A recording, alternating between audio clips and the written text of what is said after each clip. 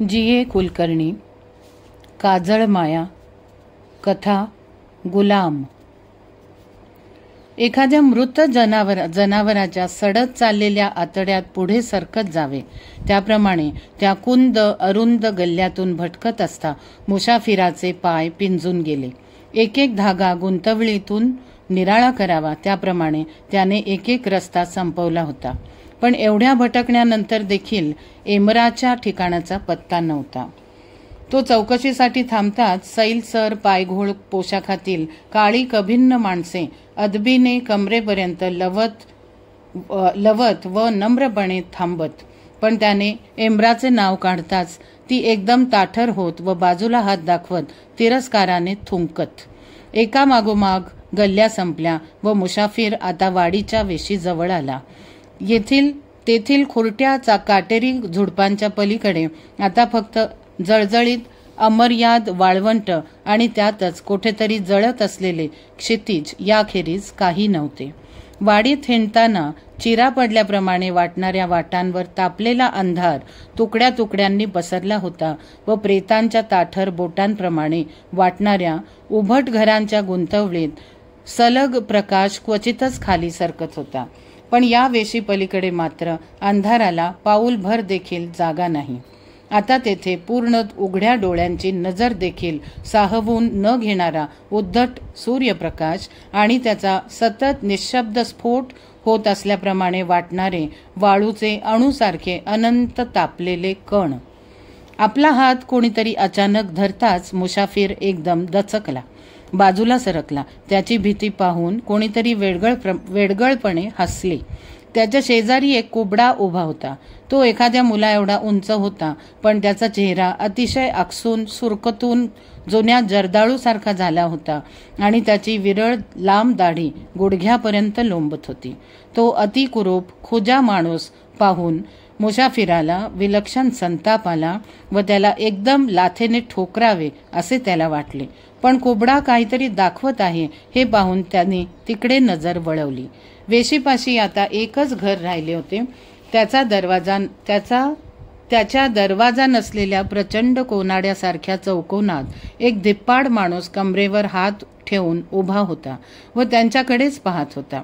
त्याच्या मागे घरातील अंधार होता, परंतु बाहेरचे जग उन्हाने पेटले असता त्यात लावलेला मंद दिवा मुसाफिराला या ठिकाणाहून देखील दिसत होता. मुसाफिराला नवी आशा वाटली व तो त्या घराजवळ आला. त्याच्याबरोबर कुबडा देखील उलटी पावले टाकत धावू लागला. त्या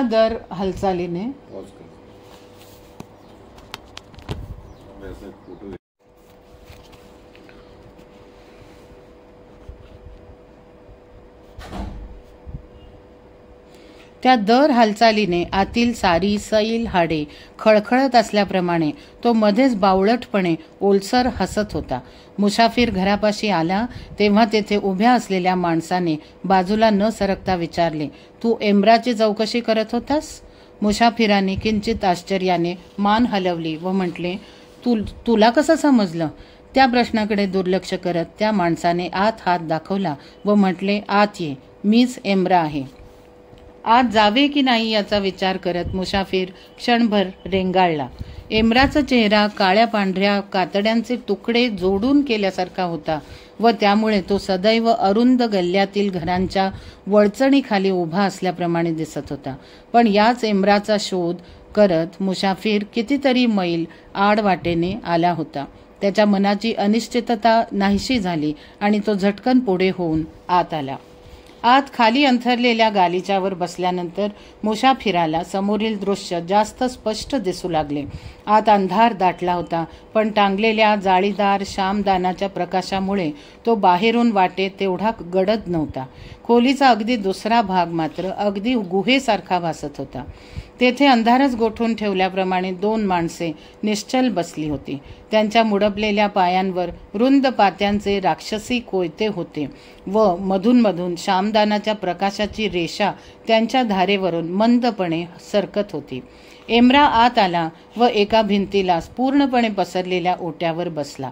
कुबडा देखील खेकड्याप्रमाणे वर चढला आणि अगदी श्यामदानाजवळ बसला. त्या ठिकाणी पांढऱ्या कापडाचे पुष्कळसे तुकडे पडले होते. कुबड्याने त्यातील एक तुकडा उचलला व एका रंगीत खडूने तो त्याच्यावर भराभर रेघोट्या ओढू लागला. तू कुठून आलास? एम्ब्राकडेच तुझं काय काम आहे? एम्ब्राने विचारले. वर न पाहताच कोबडा खडखडीत हसला व म्हणाला, अल मक्तूब, मक्तूब. जे लिहिले आहे ते लिहिले आहे. अल मक्तूब, मक्तूब.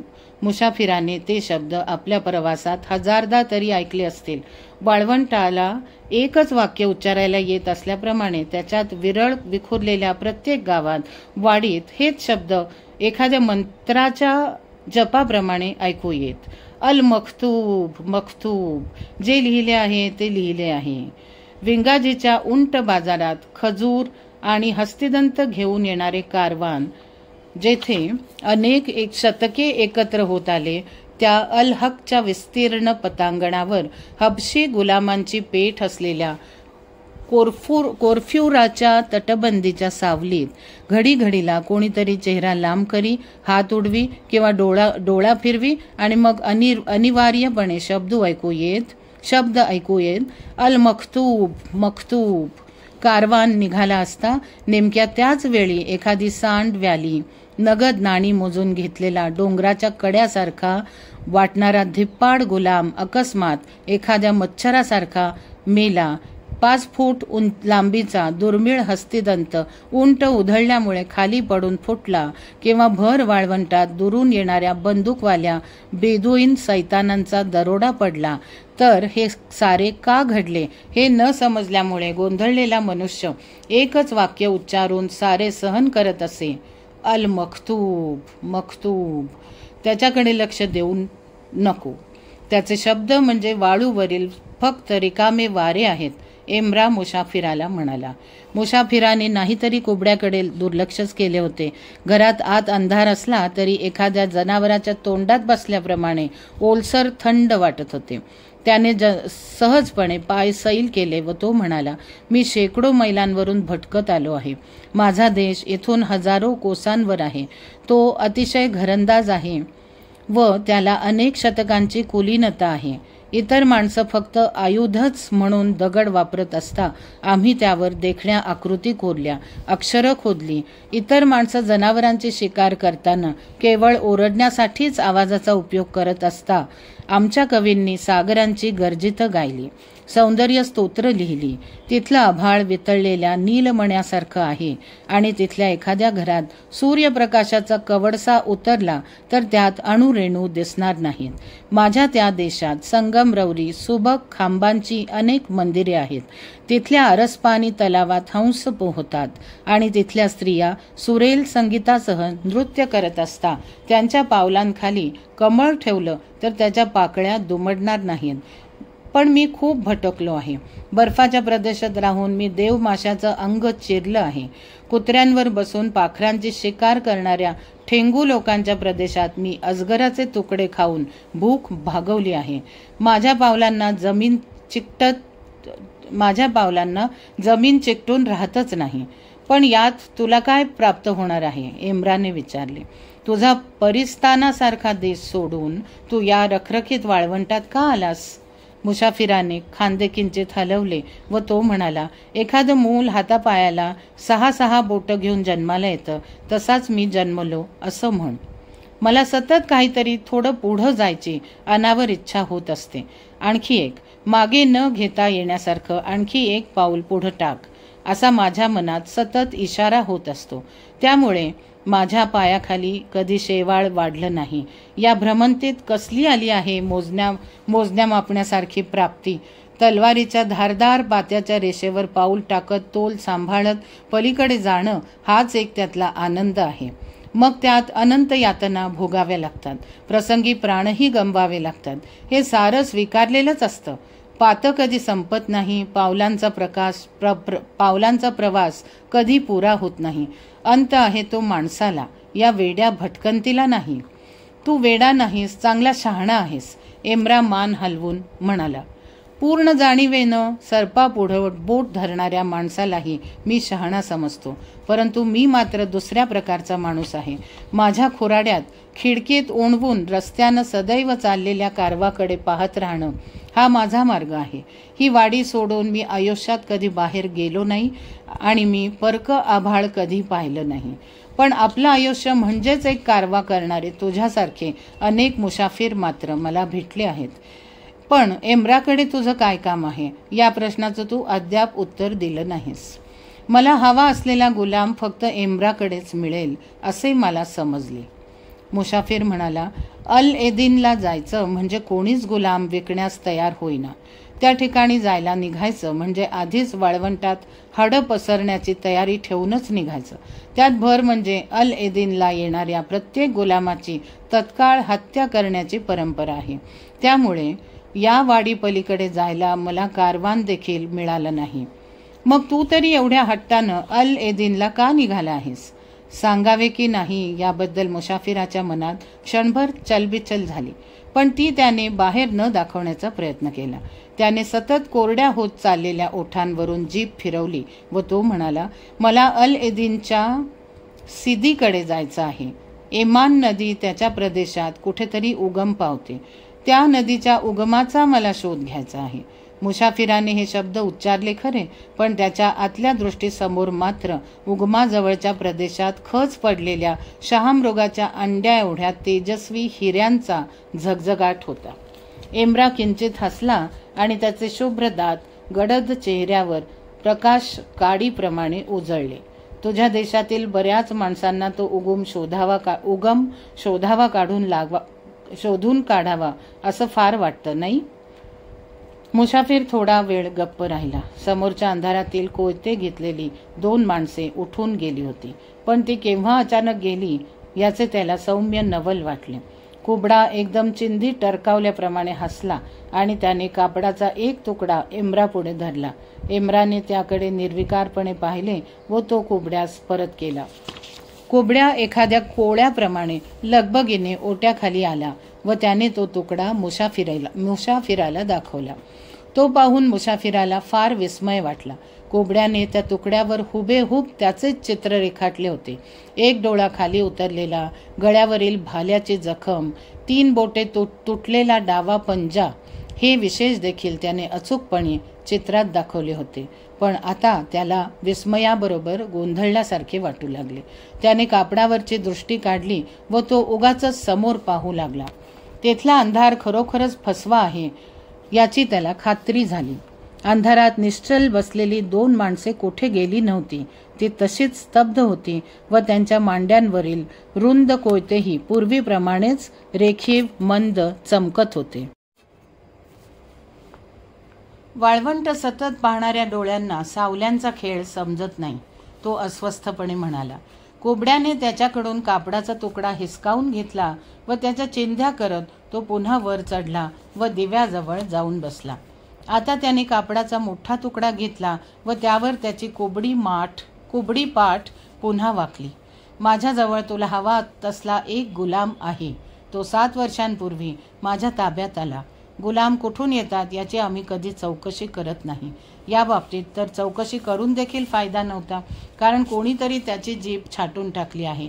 तो अन्न पाण्या वाचून 4 दिवस चालतो. त्याला गूढपणे आधीच वादळाची जाणीव होती. पण एक गोष्ट ध्यानात ठेव, प्रसंगी तो आपल्या आईच्या काळजात देखील कट्यार खुपसण्यास मागे पुढे पाहणार नाही. मुसाफिराचा चेहरा समाधानाने फुलला. त्याने सोन्याच्या नाण्यांची पिशवी बाहेर काढताच एम्ब्राने हात हलवला व म्हटले, त्याची किंमत नाण्यांवर होणार नाही. हा काही धनगर पखालवाल्यांपैकी भिकारी नाही. तो आला त्याच वेळी त्याचे तळवे सय्यदच्या हातासारखे मऊ होते. समोर ठेवलेलं अन्न खायला सुरुवात करण्यापूर्वी त्यानं बोटं पाण्यात बुडवून घेतली होती. तो रात्री झोपला ते देखील खजुराचं पोतं भिंतीला टाकावं त्याप्रमाणे नव्हे, तर भिंतीला पाठ लावून बसल्या बसल्याच. एखादा अमीर तेरप्या पलंगावर झोपतो तसा. त्यापेक्षाही महत्त्वाची गोष्ट म्हणजे तू त्याला अल एदिनला नेणार आहेस. तिथं त्याला खास ठार करण्यात येईल. नुसत्या गुलामापेक्षा बळी जाणाऱ्या गुलामाला किंमत जास्त पडते. म्हणून त्याच्या मोबदल्यात मला तुझ्या कमरबंदामध्ये असलेलं लाल रत्न हवं आहे. एकदम आघात झाल्याप्रमाणे मुसाफिर चमकला. त्याने उतावीळपणे विचारले, माझ्याजवळ रत्न आहे हे तुला कसं समजलं? सिदीला भेट देण्यासाठी मी ते बरोबर घेतलं आहे. एम्रा पुन्हा हसला. तुझ्या पांढऱ्या 2 उंटांवर जे सामान आहे त्यातील प्रत्येक वस्तू मला माहीत आहे. अल-एदिनला रत्नांची भेट घेऊन जाऊन तू काय करणार? उंट मेंढ्या हुसकावण्यासाठी तिथले धनगर मुठी एवढी मोठी रत्न दगडासारखी फेकत असतील आणि तिथल्या सिदीला तू हे द्राक्षा एवढं रत्न भेट देणार? अरे, त्याला हवं असतं हस्तिदंत, सच्च हस्तिदंत पाण्यात उगाळून ते पाणी प्यालं की झनान्यात 1000 चंद्रकोरी हसतात. एम्राने हसत बाजूला कोनाड्यात हात घातला व तेथून एक हस्तिदंती पेटी बाहेर काढून मुसाफिराच्या हातात दिली. आकाराने ती लांबट चौकोनी होती व तिच्या 4ही बाजूंनी उंटांचा सुबक कारवा कोरला होता. वरच्या बाजूला सूर्याचे चित्र असून तोंड रुंद करून एक साप त्याला गिळत आहे अशी आकृती होती. सापाने पूर्ण एम्राने हसत बाजूच्या कोनाड्यात हात घातला व तेथून एक हस्तिदंती पेटी काढून मुसाफिराच्या हातात दिली. आकाराने ती लांबट चौकोनी होती व तिच्या 4ही बाजूंनी उंटांचा सुबक कारवा कोरला होता. वरच्या बाजूला सूर्याचे चित्र असून तोंड रुंद करून एक साप त्याला गिळत आहे अशी आकृती होती. सापाने सूर्य सहज गिळलाही असता, कारण त्याचे तोंड तितके फाकलेच होते. हा तर एक नुसताच चौकोन दिसतो, पेटी नव्हे. ती वर खाली करून पाहत मुसाफिर म्हणाला, ती उघडता येते पण तुला येणार नाही. ही पेटी मी तुला देईन, एवढंच नाही तर तिच्यात काहीतरी वस्तू देखील भेट म्हणून ठेवीन, सिदीला माझी स्वतःची खास भेट म्हणून. परंतु मुसाफिराने हात पुढे करताच एम्राने ती पेटी मागे घेतली व परत कोनाड्यात ठेवली. ती तुला आत्ताच मिळणार नाही. तुझे उंट वेशीबाहेर पडू लागले की त्यावेळी ती तुझ्या हातात पडेल. भेट द्यायची असते ती जाणाऱ्या माणसाला, अद्याप आपल्यातच असलेल्या माणसाला नव्हे, तो म्हणाला. मुसाफिराने कमरबंदातून रत्न काढले व ते त्याने तळहातावर धरताच तेथे लाल डोळा उघडल्यासारखा झाला. एम्राने माणिक उचलले व आपल्या पायघोळ पोशाखाच्या घड्यात कुठेतरी सराईताप्रमाणे दडवले. तू अल-एदिनला जातो आहेस ते निव्वळ एका नदीचा उगम शोधण्यासाठी. उठून उभे राहत छद्मीपणे हसून एम्रा म्हणाला, तेव्हा तुला सहज माहिती म्हणून सांगायला हरकत नाही, तिथे मेंढीच्या मुंडक्या एवढे हिरे खळग्यात पडले आहेत. आणि हे खरं आहे, पण त्यातील एक तुकडाही कोणी बाहेर नेताना आढळला तर त्याचे डोळे फोडले जातात. अर्थात तुला त्याची काही भीती नाही म्हणा. तू आपला एका नदीच्या उगमाचा शोध घेण्यासाठी तिकडे चालला आहेस. पाहू. त्याच्या नजरेला नजर भिडवत मुसाफिर धीटपणे म्हणाला, आमच्या लोकांपैकी अल-एदिनला प्रत्यक्ष कोणी गेलंच नाही. त्यामुळे हिऱ्यांची गोष्ट बाजूला राहू दे. निदान मी अल-एदिनला गेलो. जे कोणी अद्याप पाहिलं नव्हतं ते मी पाहिलं, एवढं तरी मला अभिमानानं म्हणता येईल. त्या ठिकाणाहून परत येऊन तू या वाटेनं जाताना ते शब्द जर मला तुझ्या तोंडातून ऐकायला मिळतील तर हा क्षुद्र एम्रा धन्य होईल. किंचित लवून एम्राने अदबीने मुजरा केला, बोटे उडवली आणि तो गुलामास आणण्यासाठी आत वळला. आत कोठेतरी एक अवजड दरवाजा उघडल्याचा आवाज झाला व त्यानंतर लोखंडी साखळी जमिनीवर घरंगळली. मुसाफिराचे डोळे पुन्हा मंद झाल्यासारखे झाले, कारण कोयते घेतलेले दोन हपशी पुन्हा दिसेनासे झाले होते. पण हा आभास क्षणभरच टिकला. ते दोघेही त्याच ठिकाणी तसेच होते, शांत, स्तब्ध, वाट पाहत. एम्राने गुलामाला बाहेर आणले. त्याच्या अंगावर आसुडाचे मोठे पण आता बुजलेले असे व्रण होते व त्याच्या छातीवर डागल्याची अर्धचंद्राकार खूण होती. पण गुलामाचा चेहरा मात्र त्यात अद्याप रक्त प्राण भरायचा असल्याप्रमाणे निर्जीव होता. तुला एक विचारायचं विसरलो. तुला गुलाम सांभाळण्याची सवय आहे ना? एम्राने विचारले. तो प्रश्न ऐकताच मुसाफिराचे सारे शरीर द्वेषानं भरले. त्याने अंगरख्याची बटणी काढली व एम्रा पुढे छाती उघडी केली. तिच्यावर उठावदार झालेले जाड तकतकीत व्रण होते. सुरीने लांब खोलगट जखमा करून दररोज त्यांच्यात कोरडी माती भरत गेली की काही वेळाने तसल्या जाड दोरीसारख्या खुणा निर्माण होतात. तशी माती भरल्यावर ज्या वेदना सहन कराव्या लागल्या होत्या त्यांच्या नुसत्या आठवणीने मुसाफिर इतक्या काळानंतर इतक्या अंतरावर अतिशय व्याकुळ झाला. त्याने 3 बोटे तुटलेला आपला डावा पंजा देखील एम्ब्रापुढे धरला. मी स्वतः काही काळ एका भटक्या जमातीच्या तावडीत सापडून गुलाम झालो होतो. गुलामांना कसं वागवायचं हे मी तिथं अनुभवानं शिकलो आहे, तो कडवटपणाने म्हणाला. त्याशिवाय माझ्याबरोबर एक मित्र आहे. एकदा त्यानं बुजलेल्या एका उंटाची मान निव्वळ हातात धरून पिळवटली होती व उंटाचा लोळा गोळा केला होता. त्या बाबतीत तू चिंता नको करूस. आता कोबडा मध्येच खिंकाळला व त्याने 2-4 उरलेले दात दाखवत म्हणाला, भविष्यकाल वर्तमान झालेला काही वेळा माणसाला पाहता येतो, पण वर्तमान भूतकाळ झालेला पाहण्यास तो बहुधा जगत नाही. तो मोठ्या समाधानाने पुन्हा हसला व रेघोट्या उडू लागला. त्याच्याकडे लक्ष देऊ नको. तिकडे मान उडवत एम्ब्रा म्हणाला, आभाळात चंद्र नसताना तो जन्मला आणि पहिल्याच दिवशी त्याला उंटानं लाथ मारली. हां, तर काय सांगत होतो? या गुलामाला नेहमी तुराणी पद्धतीनं बांधत जा, म्हणजे त्याला चालता खाता पिता येईल, पण धावत दूर जाता येणार नाही. आणि दोरीला एक लहान घंटा बांधायला विसरू नकोस. गुलामांच्या हालचाली सतत कानावर पडत असाव्यात. मुसाफिर जायला उठताच गुलाम एखाद्या यंत्राप्रमाणे त्याच्या मागोमाग निघाला. आपल्या जवळचे मोराच्या गळ्यासारखे निळे रत्न एम्ब्राने पाहिले नाही याचे मुसाफिराला आतल्या आत फार समाधान वाटत होते. पुन्हा एकदा तो आतड्याच्या वेटोळ्यातून सरकत दुसऱ्या वेशीपाशी आपल्या तंबूत आला. त्याचा मित्र उतावीळपणे त्याचीच वाट पाहत होता. आता सूर्यास्ताला अद्याप अवकाश होता, पण उन्हाची झळ कमी होऊ लागली होती.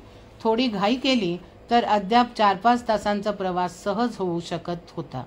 त्याच्या मित्राने उंट तयार केले व उरलेले सामान गुलामाच्या डोक्यावर लादून ते निघाले. तोच कोबडा त्यांच्या मागोमाग आला. त्याची दाढी पंख्याप्रमाणे हलत होती व पाठ पखालीसारखी वर खाली होत होती. त्याने हस्तिदंती पेटी मुसाफिराला दिली. त्यावेळी लवून आदब दाखवताना तो वाळूत अर्धवट रुतला, पण त्या क्षणी देखील त्याचे वाळलेल्या शेंगेतील बिया वाऱ्याने हल्ल्याप्रमाणे वाटणारे हसणे ऐकू आले. त्या शुभ्र सळसळीत निर्दय वाळूत त्यांचा प्रवास सुरू झाला. आयुष्याचा एक एक क्षण गळून ठिपकत असल्याप्रमाणे गुलामाच्या दोऱ्याची घंटा लयीत किणकिणत होती. प्रत्येक दिवस उंटांच्या पावलांनी वाळवंट मोजू लागला. सूर्य आले गेले. वाळवंटातील नितळ घुमटदार रात्री चांदण्याच्या वैभवाने उघडल्या आणि मिटून गेल्या, परंतु भोवतालच्या तहानलेल्या भीषण वर्तुळाचा परीघ कमी होईना. चामड्याच्या पिशव्यातील पाणी कमी होऊ लागताच उलट तहानेला तीव्र धार येऊ लागली आणि वाळूची झळ अंगात शिरत राहिल्यामुळे रक्तालाच आच लागली आहे असा भास होऊ लागला. मुसाफिराच्या मित्राच्या चालण्यात सैलसर भोवंडलेला वेडेवाकडेपणा दिसू लागला. त्याचे उघडे हात तर वरील पापुद्रे सोलल्याप्रमाणे झाडांच्या सालीप्रमाणे खडबडीत झाले आणि डोळे सर्व बाजूंनी ताणल्यासारखे होऊन तिरळे झाले. तो बोलत असता जीभ शिशाची होऊन बसल्याप्रमाणे अवजड झाली व तो काय बोलत आहे हे समजून घेण्यासाठी मुसाफिराला अगदी जवळ जाऊन कान द्यावा लागू लागला. भोवतालचा प्रदेश अगदी सपाट होता व त्यांना वेढणारे वर्तुळ इतके स्पष्ट रेखीव होते की त्या कडेला पोचल्यावर आपण सरळ खाली कोसळणार असे राहून राहून मुसाफिराला वाटू लागले. अंगावरच्या साध्या ओरखड्याचा तिचा स्पर्श झाला तरी आतडी तोडणारी वेदना होत असे. अशा क्षार मातीच्या देशात देखील प्रवास करत असताना अनेकदा आभाळात काळा ठिपका दिसे. पसरलेले भयाण पंख आढळत. मग वेगाने गिधाड झेप घेत असता कानावरून वारा सरसर धावे व अनेकदा त्याची क्रूर बाकदार पिवळी चोच स्पष्ट दिसे. पण या ठिकाणी मात्र एक जनावर नाही, एक पक्षी नाही, पंखांचा एक किडा देखील नाही. मुसाफिराला वाटले गिधाडांनी देखील टाकला असलेला प्रदेश साऱ्या जगात दुसरीकडे आढळणार नाही. तोच त्याचा मित्र तोल सावरत थबकला व डाव्या हाताला बोट दाखवत डळमळत धावू लागला. ती बघ नारिंगांची टेकडी, तिथे मोठा तलाव आहे, तो मोठ्याने ओरडला. मुसाफिर क्षणभर त्याच्याकडे खोळ्याप्रमाणे पाहत राहिला.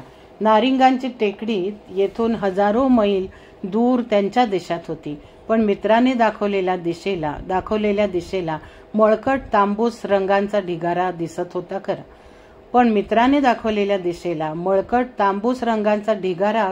होता खरा. तेव्हा मुसाफिरही त्याच्या मागोमाग चालू लागला. परंतु मधल्या मृगजलाच्या आभासा पलीकडे येताच टेकडी एवढा दिसणारा ढिगारा एकदम आकसल्यासारखा झाला. तेथे टेकडी नव्हतीच. त्या ठिकाणी 2-4 उंटांचे सांगाडे पडले होते व त्यांवर मळकट जीर्ण असे एक काटेरी झुडूप वाऱ्यावर उडत येऊन अडकून राहिले होते. त्या सांगाड्यांकडे पाहताच त्याचा मित्र झपाटल्याप्रमाणे झाला व काहीतरी अर्थहीन लगद्यासारखे शब्द काढू लागला. त्याने वाळू, ऊन यांनी झगझगीत स्वच्छ झालेली हाडे गोळा करून एका बसलेल्या उंटाची आकृती तयार केली. मुसाफिर निश्चलपणे पाहत राहिला. त्या वेडाचारात वेळ घालवला नसता तर 4-5 मैल वाळवंट सहज मागे टाकले असते असे त्याला वाटू लागले. पण तसे त्या मित्राला सांगण्याचे त्याला धैर्य होईना. त्याचा मित्र तर आता अंगात आल्याप्रमाणे झपाट्याने इकडून तिकडे उड्या मारत होता. तो मध्येच हर्षाने ओरडत व खाली वाकून त्याने काहीतरी बाहेर ओढून काढले. मुसाफिराने भेदरून तिकडे पाहिले. वाळू हातांनी खाली दडपत हसत वर येत असल्याप्रमाणे दिसणारा एक मानवी सांगाडा त्याने बाहेर काढला होता. खोळचट हसत मित्राने तो अर्धामुर्धा सांगाडा उंटावर बसवला व उडी मारून भोवती गोल फिरून त्याने आपले कौशल्य न्याहाळून पाहिले. दोस्ता, आम्ही परत येईपर्यंत असाच राहा, जाऊ नको कुठे. तिकडे थरथरणारे बोट रोखत तो जाड खरबरीत आवाजात म्हणाला. मुसाफिर त्याच्याजवळ गेला व त्याच्या खांद्यावर हात टाकून तो त्याला परत नेऊ लागला. झपाटा आला आता ओसरून गेल्यामुळे मित्रातील ताण गेला होता व मुसाफिराला त्याचे अवजड कोलमडणारे अंग सावरणे कष्टाचे होऊ लागले. त्याने गुलामाच्या मदतीने त्याला कसे बसे एका उंटावर बसवले व तो त्याच्या शेजारीच खाली पाय ओढत वाळू तोडवू लागला. पण काही केल्या त्याला त्या सांगाड्याचा विसर पडेना. तो हाडांचा ढीग म्हणजे आपला भविष्यकाल तर नव्हे ना, त्याला एकदम वाटले. त्याला कोबड्याच्या शब्दांची आठवण झाली व अंगात वीज झळकल्याप्रमाणे तो चमकला. आता मित्राचा चेहरा छातीवर पडला होता व सारे अंग उसवत निघाल्याप्रमाणे सैल झाले होते. त्याच्या तोंडून काहीतरी घोगरे शब्द बाहेर पडत होते. मुसाफिर थांबला व तो काय म्हणत आहे ते ऐकू लागला. पण चिकट ओलसर चिखलात खडा शोधत असल्याप्रमाणे त्या जड अस्पष्ट शब्दातून त्याला काहीच अर्थबोध होईना. अखेर मित्रच किंचित खाली वाकला. त्याच्या विस्फारित निर्जीव डोळ्यात आता धूर्तपणाची छटा दिसली व तो म्हणाला, तू आता मागं वळून बघू नकोस. पण तो आपला सतत पाठलाग करत आहे. मुसाफिराने गोंधळून इकडे तिकडे पाहिले तर गळफासाप्रमाणे गोल पसरलेल्या क्षितिज रेखेखेरीज भोवती काहीच दिसत नव्हते. कोण येत आहे, कोण पाठलाग करत आहे, त्याने किंचित रागाने विचारले. तो पांढऱ्या उंटावरचा पांढरा माणूस. मित्र पुन्हा सरळ बसत म्हणाला आणि त्याच्या हातात लांब लाल भाला आहे. मुसाफिराने त्याला हताशपणे समजावले व त्याला धीर देण्यासाठी तो त्याच्या मागून चालू लागला. आता त्याचेही पाय सोजले होते व त्यातील भेगात बारीक वाळू जाऊन आग पसरू लागली होती. क्षितिजावर अद्याप कसला बोटभर देखील उभार नव्हता. उंटांच्या पायांवरील लव आता झडून गेली होती आणि त्यांच्या तोंडावरील कातडे कोळपत येत असल्याप्रमाणे ओठ आकसून दात पूर्ण उघडे पडले होते. या क्षणी पिवळ्या चोचीने एक गिधाड आले तर आपण हे ओझ्यासारखे झालेले शरीर त्याच्या पुढे फेकून एकदाचे मुक्त होऊ असेही त्याला क्षणभर वाटून गेले. तो आला, तो भाला मारतो बघ. आत काहीतरी टरकल्याप्रमाणे मित्र ओरडला व अंग आवळत उंटावरून कोसळला. पण त्या आकस्मिक आवाजाने उंट उधळला व समोर निश्चेष्ट पडलेल्या मित्राच्या शरीरावर नाचू लागला. गुलामाने दोरी खेचून त्याला बाजूला ओढले व त्याच्या मऊ नागपुड्यांवर दोऱ्यांच्या गाठींनी जोरदार प्रहार केले. तेथून रक्त उसळताच उंट शांत झाला व हुंक्यांसारखा आवाज करू लागला. मुसाफिराने खाली गुडघे टेकून मित्राकडे पाहिले, पण आता त्याचा आकारहीन लगदा झाला होता. परंतु एरवी पापण्यांच्या सांद्रीतून तिरपे पाहावे लागणाऱ्या झळझळीत उन्हात त्याचे डोळे मात्र पूर्णपणे उघडे राहून सूर्याकडे सरळ बेगुमानपणे न दिपता पाहत पडले होते. मुसाफिराचे आता पायच गेल्यासारखे झाले व त्याने भांबावून भोवती पाहिले. बाजूला वाळूचा एक लहानसा ढिगारा होता व त्याच्या एका बाजूला एक प्रचंड तवा ठेवल्याप्रमाणे खळग्यात सावली होती. मुसाफिर अंग ओढत तिथपर्यंत गेला व त्या सावलीत शिरून कोंडीत सापडलेल्या जनावराप्रमाणे सावध भीतीने बाहेर पाहत तो पडून राहिला. घंटेचा ठिबकणारा आवाज क्षणभर थांबला. गुलामाने डोक्यावरील ओझे बाजूला टाकले. त्याने मऊ वाळू हातांनीच बाजूला करत खळगा केला व त्यात त्याने मित्राचे शरीर ढकलले. त्यावर गुलामाने वाळू पसरताच उंटाशी नाते जोडून आलेल्या त्या माणसाचा शेर संपला. गुलामाने पुन्हा ओझे उचलले, परंतु मुसाफिर हलण्याची चिन्हे दिसेनात. शून्य डोळ्यांनी तो सारे पाहत गप्प पडून राहिला होता.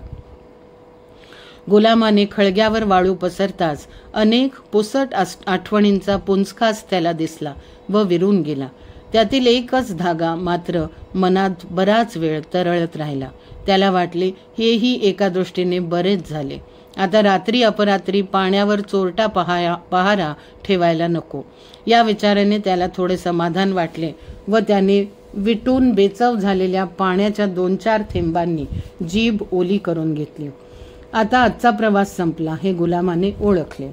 टेकड्यांवरील सावली पसरट झाली आणि वाळवंट लालसर झाले. गुलामाने थोड्या अंतरावर उंटांचे पाय मोडपून उंट खाली बसवले व भोवती पेटाऱ्यांचे अर्धवर्तुळ केले. त्याने टेकड्यांखेरीज राहुटी उभी केली व तो तापत चाललेल्या सावलीसारखा उंटांपाशी वाट पाहत बसला. मुसाफिर डळमळणाऱ्या पावलांनी राहुटीत आला व पाण्याची पिशवी अगदी अंगाजवळ घेऊन आडवा झाला. गुलाम उंटाभोवती फिरत असता, राहुटी लावत असता काहीतरी चुकत आहे असे त्याला सतत वाटत होते, पण ते नेमके काय हे त्याला काही केल्या उमगेना. गुलामाला बांधलेली लांब दोरी त्याने मनगटाला बांधून घेतली व आपली कट्यार सुरक्षित आहे याची खात्री केली. आता त्याचे डोळे हळूहळू जडावले. समोरील राक्षसी वाळवंट नाहीसे झाले. निळ्या तलावात कमळे फुलली. आभाळात लाल चोचीचा एक शुभ्र हंस दिसला. देवी पुढे बळी दिलेल्या कबुतरांच्या मानेतून रक्तधारा लागल्या व जडलेल्या ओठांना झुळझुळत्या शीतल पाण्याचा सुखद स्पर्श होऊ लागला. नदीवर एक नाव हलकेच तरंगत गेली व तिच्यावरील नाविकाच्या गीताचे सुरेल शब्द ऐकू आले. मद्यासारख्या गडद लाल रंगाच्या सागरा, माझा सारा प्रवास तुझ्यावरूनच होणार आहे. परंतु तू मात्र मला एकही पाऊल खूण मागे ठेवू देत नाहीस. पहाटेच्या थंड वाऱ्याच्या स्पर्शाने तो जागा झाला. तेव्हाच त्याला काहीतरी भीषण घडलेले आहे याची जाणीव झाली. त्याने मनगटाला बांधलेली दोरी हिसकली. ती एकदम सैलसर जवळ आली. त्याने भेदरून पाण्याची पिशवी पाहिली.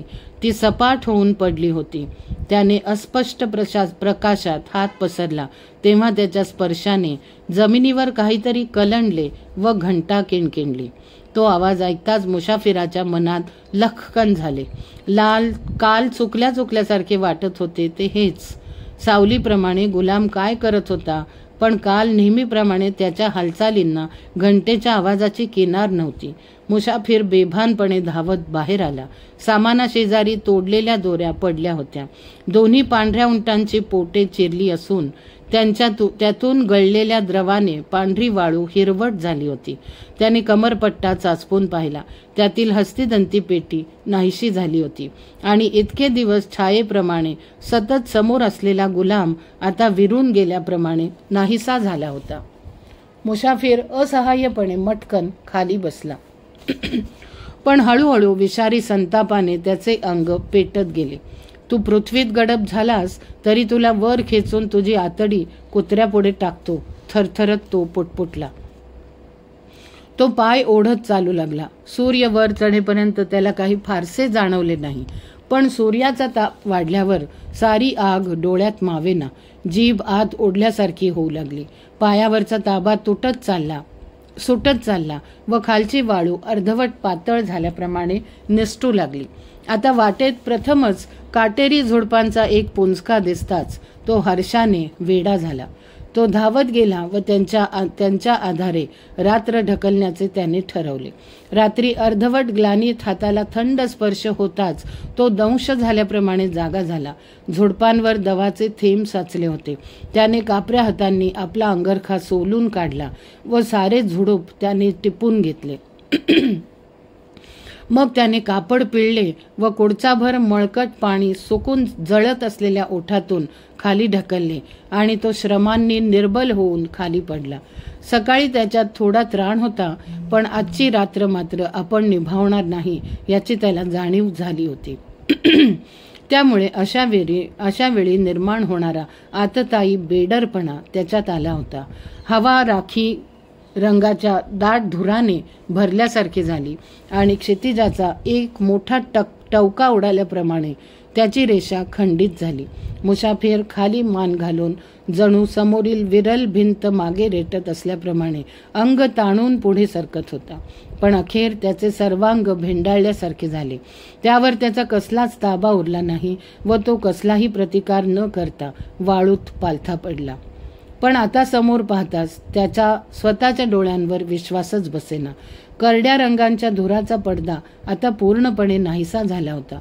वाळवंटात लाल भडक निवडुंग उमलल्याप्रमाणे समोर एक खडक उभा होता. त्यावर लालसर मातीची विस्तृत तटबंदी असून तिच्यातून निरनिराळ्या उंचीचे अनेक मनोरे वर चढले होते. प्रत्येक मनोऱ्याला एकच खिडकी असून त्या ठिकाणी सर्वांग निळ्या वस्त्राने झाकून चेहऱ्यावर मात्र काळा बुरखा घेतलेला एक सैनिक उभा होता.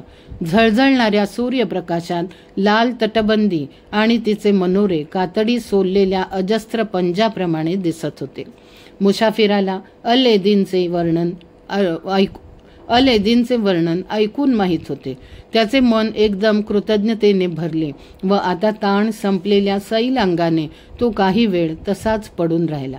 परंतु अल एदिनला जाईपर्यंत देखील त्याचे शरीर कणाकणाने झिजले. वाळूत सरपटत पुढे जात असता आपले अंग आतून उलट बाहेर होत असल्याप्रमाणे त्याला यातना होऊ लागल्या. तटबंदीचा भव्य दरवाजा उघडा होता, पण तेथपर्यंत जायला अनेक पायऱ्या होत्या. दरवाजापाशी दोन्ही बाजूंना अनेक निळ्या आकृती स्पष्ट उभ्या होत्या.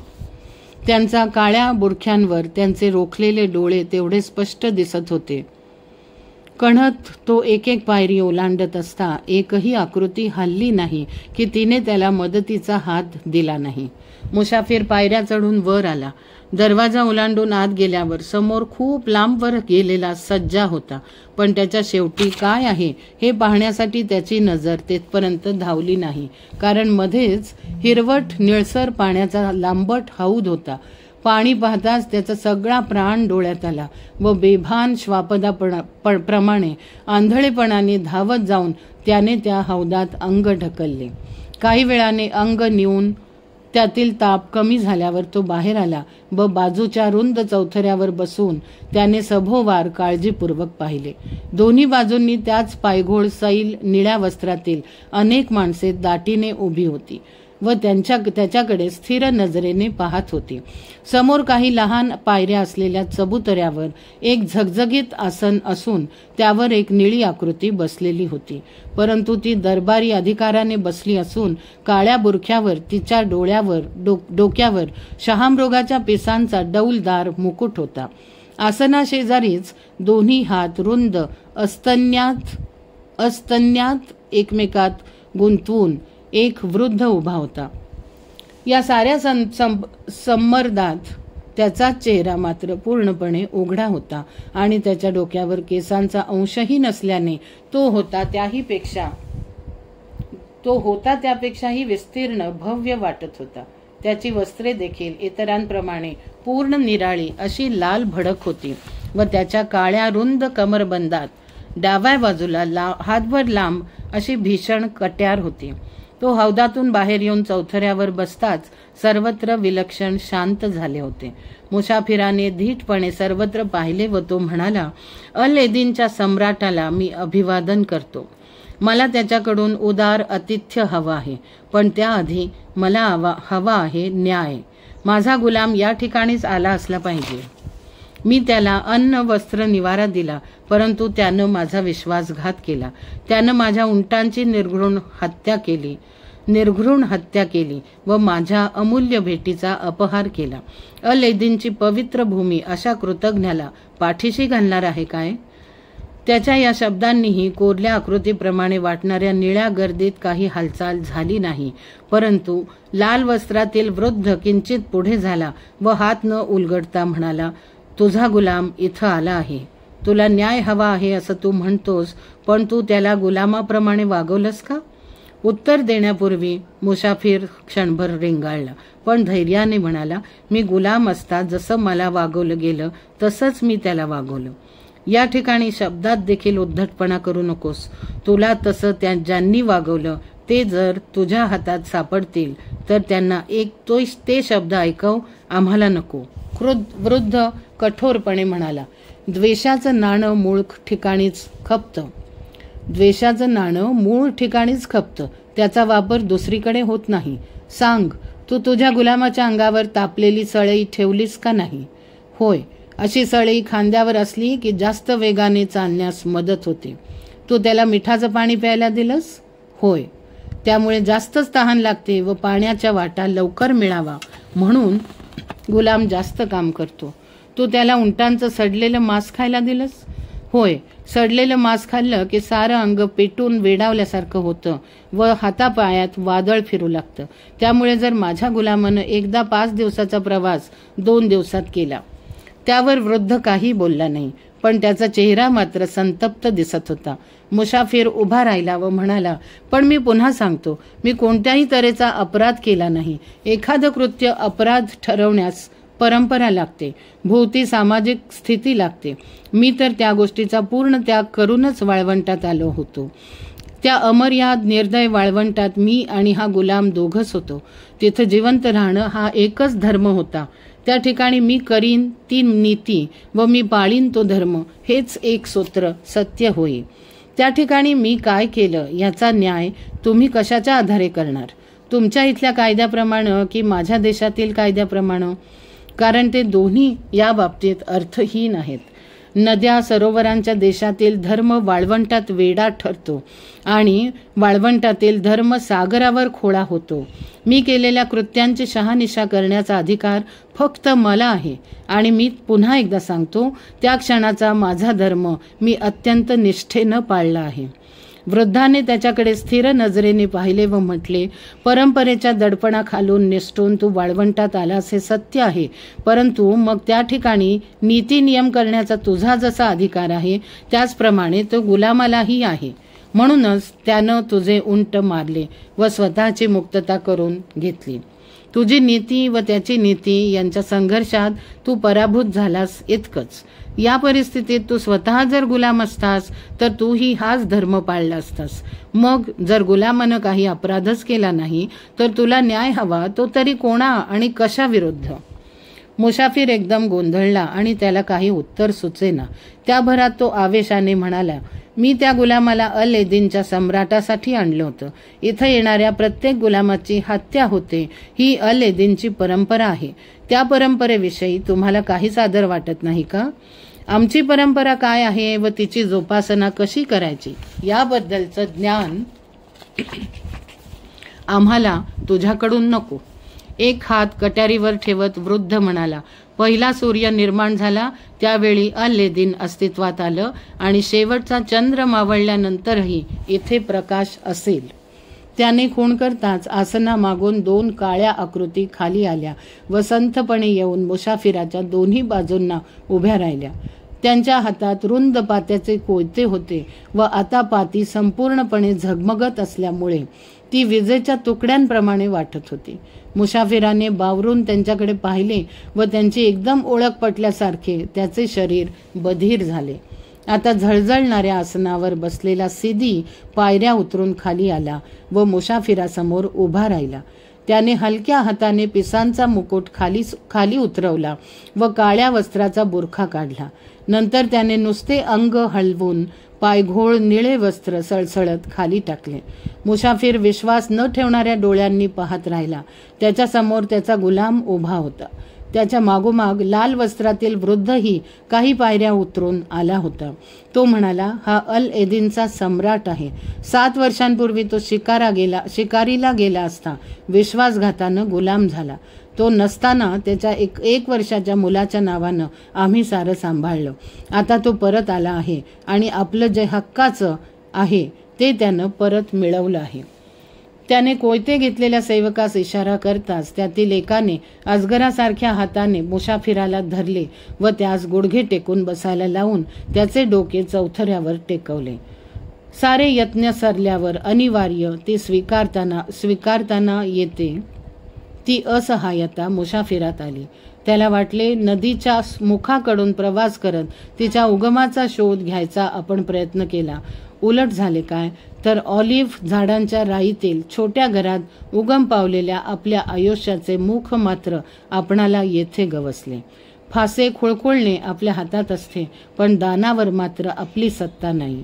इतक्या ठिकाणी इतक्या वेळा ऐकलेले शब्द बी रुजल्याप्रमाणे त्याच्यात आता रक्ताच्या धागीने आपोआप उमटले.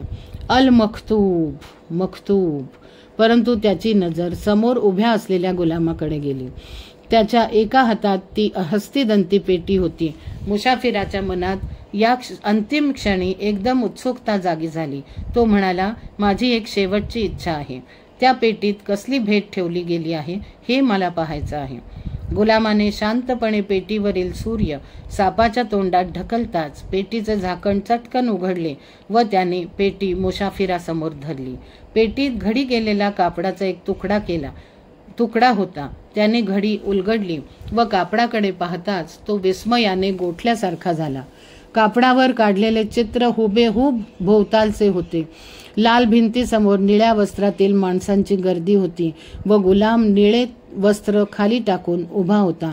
परंतु चित्रात चौथरा रक्ताने माखला होता व खालच्या बाजूला धड, हातपाय, पंजे इत्यादी तुकडे विखुरले होते.